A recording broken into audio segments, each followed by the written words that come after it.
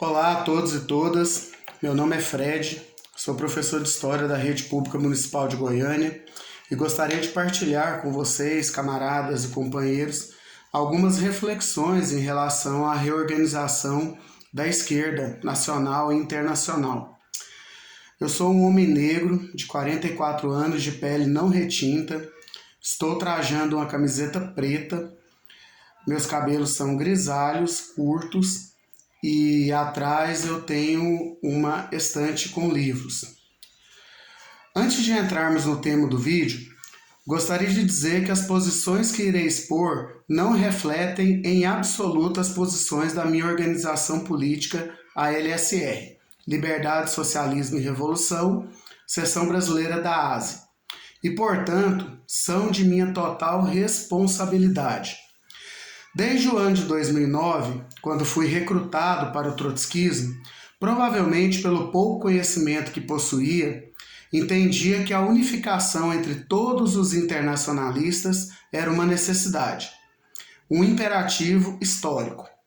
Hoje, em 2025, avalio que nossas diferenças precisam ser superadas, com o objetivo de, a partir da unidade, na construção de uma internacional, uma ferramenta organizativa, possamos intervir na conjuntura internacional e nacional.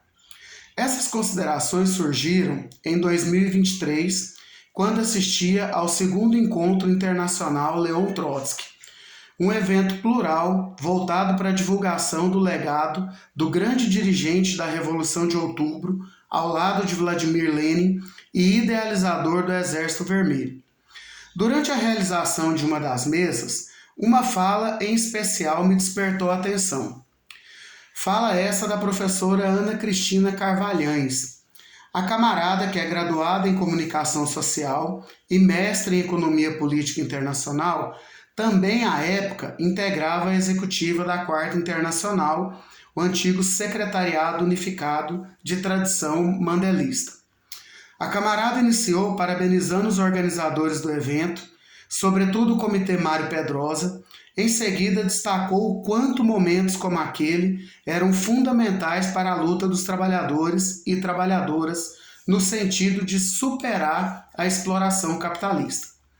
Reforçou que eventos assim eram fundamentais para reunir os trotskistas, não só para que uma vertente pudesse apontar os erros da outra, mas para que todas que reivindicam essa tradição possam, enfim, se ouvir. Ao concluir, evidenciou uma dura realidade. Se todas as organizações e partidos ali presentes estivessem juntas, marchando em direção à construção do Partido Mundial da Classe e dando combate para organizar a mesma, ainda assim seríamos muito pequenos. Não reuniríamos alguns milhares de camaradas. Divididos, então, nossa debilidade e incapacidade de intervenção impede nossa saída da marginalidade. Dividiam a mesa com a camarada militantes históricos como o argentino Jorge Altamira, possivelmente, junto com o professor Erson Martins, do POR Massas, os únicos representantes da geração de trotskistas dos anos 70 ainda ativos. Também compunham a mesa o professor Márcio Láurea Monteiro, do Reagrupamento Revolucionário, e o amigo Vinícius Souza, da Rebelião Ecossocialista, tendência interna do PSOL. Apesar de representarem tradições distintas, nenhum dos integrantes manifestou desacordo. Agora gostaria de tecer algumas considerações acerca da nossa diáspora no Brasil. Em nosso país, a esquerda socialista perdeu sua mais importante característica, a de ser disruptiva, e com isso abriu espaço para a extrema-direita se constituir em única força insurrecional organizada. Um importante setor da esquerda nacional tem se localizado atrás do argumento de que não há alternativa, como gestora do pânico, abrindo mão de reafirmar princípios que orientam historicamente a nossa atuação. Em minha opinião pessoal, A esquerda radical, aquela que compreende que o capitalismo, em seu atual estágio, é impossível de administrar e que suas crises, cada vez maiores e mais destrutivas, guiam a humanidade para sua extinção, precisa se relocalizar, retomando princípios como a defesa radical do igualitarismo, da soberania popular e do direito à resistência, como bem expôs o professor Vladimir Safatli em uma de suas obras, A Esquerda que Não Teme Dizer Seu Nome, publicado pela editora Três Estrelas. No Brasil, assim como em quase todos os países do mundo, o trotskismo se constitui em um universo de tradições, origens e seitas, algumas honestas, como bem classificou o velho bolchevique Vito Letícia, outras nem tanto. Contudo, o maior problema segue sendo a incapacidade de dialogar, verdadeiramente de criar pontes. Tal impossibilidade tem origens históricas, mas acima de tudo é fruto de análises de conjuntura diversas e de orientações que, a partir dessas análises, se propõem a intervir na realidade. Para mim, e quero novamente reafirmar que tais conclusões não refletem em absoluto nenhuma das resoluções de minha organização, algumas ferramentas como o PT e o PSOL, que no passado cumpriram importante papel na reorganização dos socialistas revolucionários, hoje em dia são parte do problema. Contribuem para dividir-nos ainda mais. Dentro dessas ferramentas estão importantes setores do trotskismo, com uma enorme bagagem de experiência de construção. No último mês de julho, aqui em Goiânia, se realizou o 70º Congresso da União Nacional de Estudantes, um espaço único para observar a diversidade da esquerda que reivindica o trotskismo. Também um lugar para rever amigos e camaradas de longa data. Um desses amigos é o companheiro Ademar Lourenço, hoje na Rebelião Ecossocialista. Enquanto tomávamos uma cerveja lembrando os velhos tempos do movimento estudantil, ouvi do amigo uma expressão interessante. As correntes trotskistas deveriam passar uma borracha no passado. Daí comecei a refletir. Existem sim divergências e polêmicas que em outras épocas tiveram um peso significativo, mas que o tempo e as necessidades da luta trataram de cicatrizar. Apesar de ter acordo com a necessidade de uma unidade entre os internacionalistas, avalio que certas cicatrizes são muito grandes para uma borracha suavizar.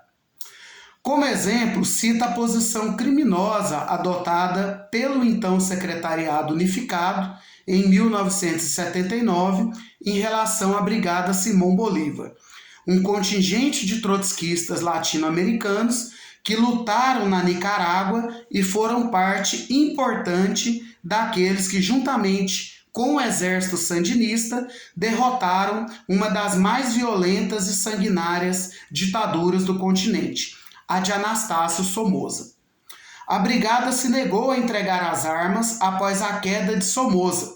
Também passou a levantar um programa revolucionário, se contrapondo ao do governo de reconstrução proposto pelos sandinistas. Em conjunto com a burguesia, os integrantes da brigada foram censurados, presos, torturados e expulsos do país, que eles mesmos ajudaram a libertar, apenas por defender o aprofundamento da revolução e sua extensão a outros países. De acordo com o Secretariado Unificado da Quarta Internacional e de seu principal teórico, Ernest Mandel, o novo governo da Nicarágua era um governo operário e camponês, o que na prática levou o SU a apoiar a expulsão e, consequentemente, a repressão desencadeada contra a brigada.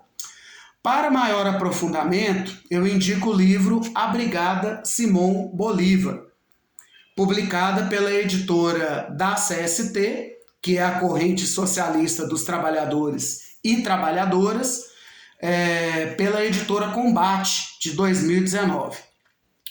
Sendo assim, entendo que apesar da unidade ser nossa única saída para que não pereçamos separados, compreendo a dificuldade. Essa é muito maior devido ao fato de estarmos divididos em dois grandes partidos, PT e PSOL. Isso sem falar no PSTU. Minha esperança sempre foi a de que um dia fosse levado adiante um projeto de reunificação que partiria do rompimento com tais ferramentas e levasse a um esforço coletivo para a construção de um novo partido anticapitalista no Brasil, ou que, no mínimo, avançasse em direção a uma frente de esquerda semelhante à que foi criada na Argentina, a Frente de Esquerda e dos Trabalhadores Unidade FITU. Em 2021, finalmente um raio de esperança brilhou no céu da classe em nosso país. Nascia o Polo Socialista Revolucionário. No ano seguinte, se expressou como uma frente eleitoral alternativa contra o bolsonarismo e contra o governo de conciliação de classes representado pela chapa Lula-Alckmin. Essa corajosa iniciativa reunira o PSTU, a CST, a Transição Socialista, Socialismo ou Barbárie, o Movimento Revolucionário dos Trabalhadores, o MRT, além de contar com o apoio público de intelectuais como Plínio de Arruda Sampaio Júnior. O Polo travou uma dura batalha com uma chapa encabeçada pela companheira Vera Lúcia para a presidência da República, mas quando passou o período eleitoral, se dissolveu por iniciativa do PSTU. A pergunta que faço é: e se ao ser idealizado, ao invés de uma frente eleitoral com prazo de validade, o Polo tivesse uma perspectiva duradoura, como a de constituir em um novo instrumento de classe um novo partido anticapitalista? E se a essa ideia se juntassem outras organizações, como a LSR, Centelhas, Insurgência, Reagrupamento Revolucionário, Rebelião Ecossocialista, MES, Subverta, O Trabalho, Revolução Socialista, OCI, GOI e Arte. Recentemente, um camarada da minha organização tentara me convencer que a legislação para a criação de novos partidos no Brasil mudou muito desde a fundação do PSOL. Eu entendo que concordo que as dificuldades aumentaram exponencialmente. Contudo, enumerei ao menos 17 organizações trotskistas. Parece muito utópico? Sim, eu reconheço, mas e se te disser que até a década de 1970, ao menos 13 delas seguramente estavam em 3 únicas organizações. É isso aí. A OSI, Organização Socialista Internacionalista, a CS, Convergência Socialista, e a DS, Democracia Socialista. Conseguem perceber o tamanho da nossa tragédia? A Unidade Popular pelo Socialismo, sendo uma só organização, conseguiu legalizar seu partido. De modo que, ao fim do processo eleitoral, todas as organizações poderiam ter transformado o polo socialista de um embrião para uma ferramenta nova, radicalmente democrática, que mantivesse bem alta a bandeira da independência de classe e do programa de transição de Leon Trotsky. Não citei o Partido da Causa Operária e nem o Partido Operário Revolucionário por massas, por acompanhar há muitos anos suas trajetórias e não perceber nestes, em momento algum, o menor sinal que seja de abraçar uma iniciativa dessa natureza. Camaradas, como diz o verso da canção, os sonhos são meus, ninguém rouba e nem tira. Dessa feita, não incluo os partidos stalinistas ou filo-stalinistas, porque avalio que tais organizações, pelo elevado grau de sua degeneração, se tornaram contra-revolucionárias.